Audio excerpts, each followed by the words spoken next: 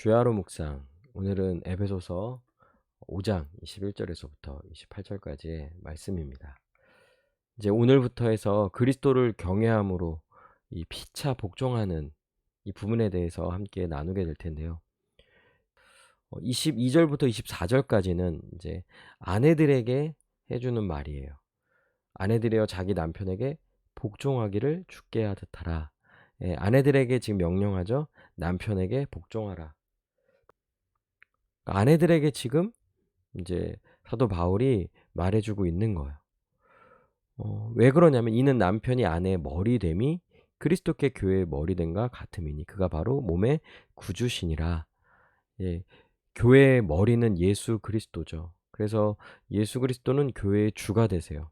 그리고 그의 몸된 교회는 주 대신 그리스도께 순종하고 복종하고 그의 통치를 받아 살아가는 거죠.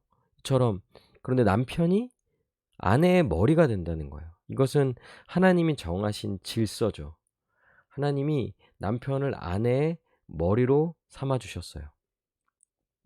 그렇기 때문에 남편이 아내의 머리가 된다라는 말은 또 그리스도께서 교회의 머리가 된다는 것과 연결되어져 있는 거죠. 그리스도는 이 몸, 즉 교회의 구주가 되세요. 그리고 남편은 아내의 주가 되죠. 그러므로 교회가 그리스도께 하듯 교회가 예수 그리스도를 주님이라 고백하고 주님으로서 섬기며 주님의 뜻에 복종하는 것처럼 아내들은 남편에게 주께 하듯 남편에게 복종해야 하는 것. 이것은 하나님이 정하신 그 질서에 의한 거예요. 이제 남편에게 하는 이제 권면이죠.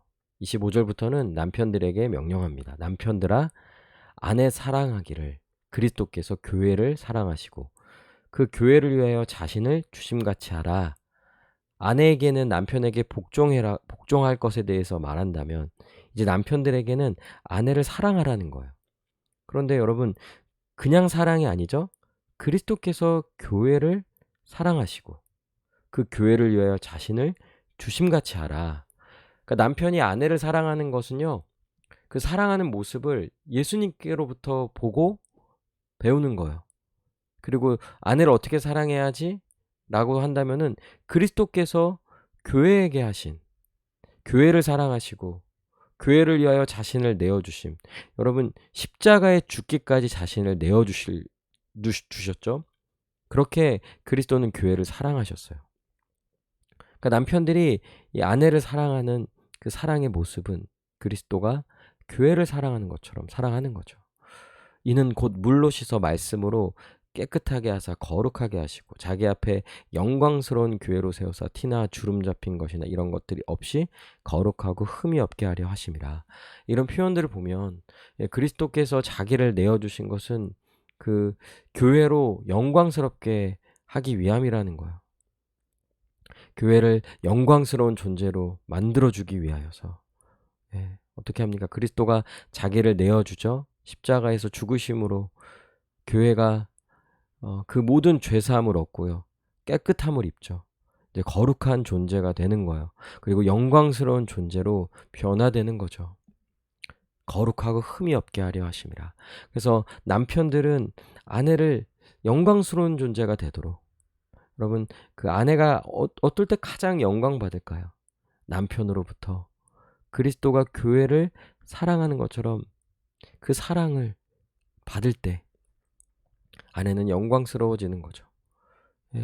이와 같이 남편들도 자기 아내를 사랑하기를 자기 자신과 같이 할지니 자기 아내를 사랑하는 자는 자기를 사랑하는 것이라.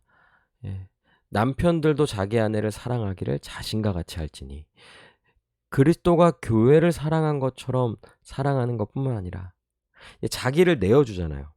근데 여러분 자기 몸을 생각할 때 사람들은 자기 몸을 귀하게 여깁니다. 정상적인 사람이라면 그리고 또 정상적인 남편들이라면 자기 몸을 귀하게 여길 거예요. 그리고 자기를 위하는 방식이 무엇인지를 너무나도 잘 알죠. 그런데 이제 아내를 보았을 때 아내가 나와 구별되지가 않는 거예요. 왜냐하면 아내가 나의 몸이거든요. 왜냐하면 여러분 앞에서도 남편이 아내의 머리라는 거예요. 그러니까 난 이제 머리다.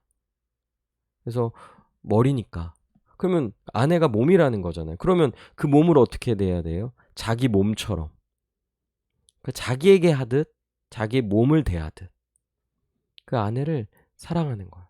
그리고 아내를 사랑함으로 아내를 영광스럽게 만들어주고 또 영광스러운 존재로서 그 아내를 보호하고 지켜주고 또 사랑해 주는 것이죠. 이것들이 이 남편들이 해야 할 일인 거예요.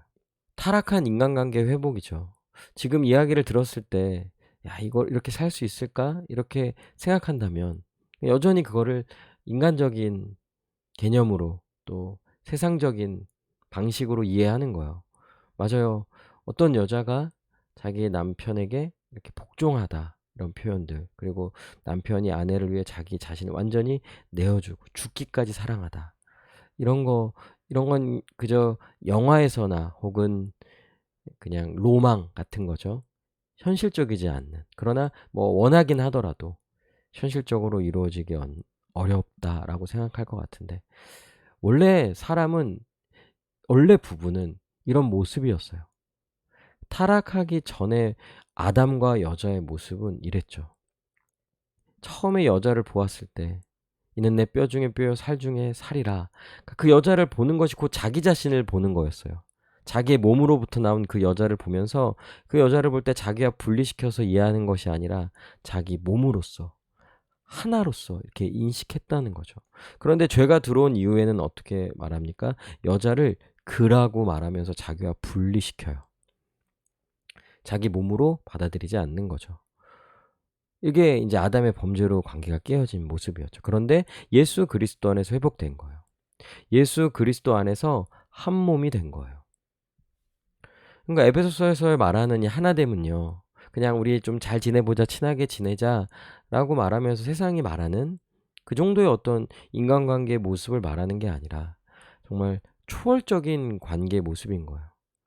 그러니까 특별히 당시 시대 배경으로 보았을 때 여러분 유대인과 이방인은요 절대로 하나 될 수 없어요. 서로 상종도 하지 않는 관계인 거예요. 뭐 우리로 말하자면 원수 같은 관계죠. 그리고 남편과 아내도 당시 시대로 보자면 남편은 아내를 소유했어요. 그러니까 아내를 소유물로 여겼다는 거예요. 그러면 그런 아내가 남편을 정말 뭐 복종할 수 있겠습니까? 근데 여기서 말하는 복종도 그냥 복종이 아니라 그리스도께 하듯 그러니까 자발적인 거예요. 그러니까 이런 일들이 여러분 아내를 소유물로 여기는 남편을 어떻게 아내는 자발적으로 그런 남편을 존중하고 죽게 하듯 하며 자발적으로 따를 수 있겠습니까? 안 되죠. 네, 그런 부부관계가 이루어지기가 어려운 거야. 또 부모와 자녀도 마찬가지예요. 자녀를 부모의 이 소유물로 생각했어요. 그래서 부모는 자녀를 함부로 대하고요. 인격체로 여겨주지 않았다는 거예요. 그리고 또 자녀는 부모에 대해서 또 반감을 갖고 또 그 마음을 다하여 부모를 섬기지 않는 거죠. 또 주인과 종은 말할 것도 없죠. 주인도 종을 어떻게 자기의 소유물로 여기고 비인격체로 여기면서 당시 시대에는 종들은 말하는 짐승이었다는 거예요. 그러니 짐승처럼 여기고 대해주는 거죠. 근데 또 종이 그런 주인을 존중할 수 있겠습니까? 따를 수 있겠냐고요. 그러니까 이게 당시 시대의 이런 모습으로는 이거 절대 이렇게 하나 될 수가 없는 관계들인 거예요. 그러나 교회 안에서 예수 그리스도 안에서 교회가 되었을 때 새로운 피조물로서 하나가 되었어요. 다시 태어났어요. 그 증거로 회복할 수 없는 이 관계가 회복되었음을 보여주는 것. 이게 지금 우리가 계속 나누고 있는 이 남편과 아내의 관계, 부모와 자녀의 관계, 이 주인과 종의 관계의 회복이라고 할 수 있는 거예요. 그래서 정말 주님 안에서 이 복음의 은혜로 말미암아 이루어진 일인 거죠. 남편에게 복종하고 아내를 죽기까지 사랑하는 것. 이것은 다 예수님이 우리에게 하신 거예요. 예, 남편과 아내에게 하는 것은 우리가 그리스도께 해야 하는 것처럼 또 하고 그리스도께서 우리에게 하신 것처럼 해야 하는 거죠. 우리가 하는 행동이 죽게 하듯 하는 것, 주님을 게 하는 것처럼 하는 거고요. 또 우리가 하는 것이 또 그리스도께서 우리에게 먼저 하신 거예요. 그러니까 그리스도를 생각할 때 그리스도를 경외함으로 그리스도를 믿음으로 남편에게 복종하고 아내를 죽기까지 사랑하는 것이 이제 가능하다고 할 수 있는 거죠. 그러기에 여러분, 이것을 정말 가능하게 하는 것은 예수님의 주되심에 대한 고백인 거예요. 확실한 고백.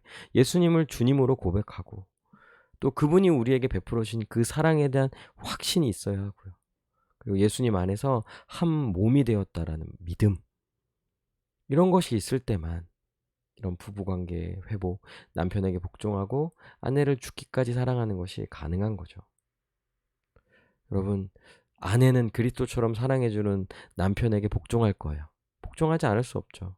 자기를 그렇게 사랑해주는 남편인데 마음을 다해 또 자발적으로 그 남편에게 복종할 거예요. 남편은 죽게 하듯 복종해주는 아내를요, 죽기까지 사랑해주겠죠. 인정해주고 높여주고 또 주라 생각해준 그런 아내를 죽기까지 사랑하게 될 거예요. 이것이 성경이 말하는 부부가 진정 행복하게 살 수 있는 길임을 믿어야 해요. 우리는 복음을 믿죠. 예수님을 믿고 있고요. 성경이 말하는 말을요, 주님의 가르침으로 명령으로 받아들이고 또 이 뜻에 순종해야 합니다. 그리고 이것이 진정 부부가 행복하게 살 수 있는 길이라는 이 믿음과 확신을 가지고 이 주님의 명령에 우리는 이제 순종해야 하는 것이죠. 우리 함께 기도합시다. 예수 그리스도 안에서 한 몸을 이룰 남편과 아내를 만나게 해주시고 믿음의 가정을 이루게 해달라고, 오늘 이 같이 나눈 이 본문을 생각하면서 이런 가정을 꿈꾸고 소망하는 그런 일이 있기를 더욱 바랍니다. 그리고 예수 그리스도 안에서 남편에게 복종하는 아내로, 또 아내를 죽기까지 사랑하는 남편으로 살게 해달라고 믿음을 주시고 그런 사랑을 더욱 부어주시고 이 주님의 뜻에 더욱 순종하며 나아가는 우리 모두가 되게 해달라고 우리 함께 기도하시겠습니다.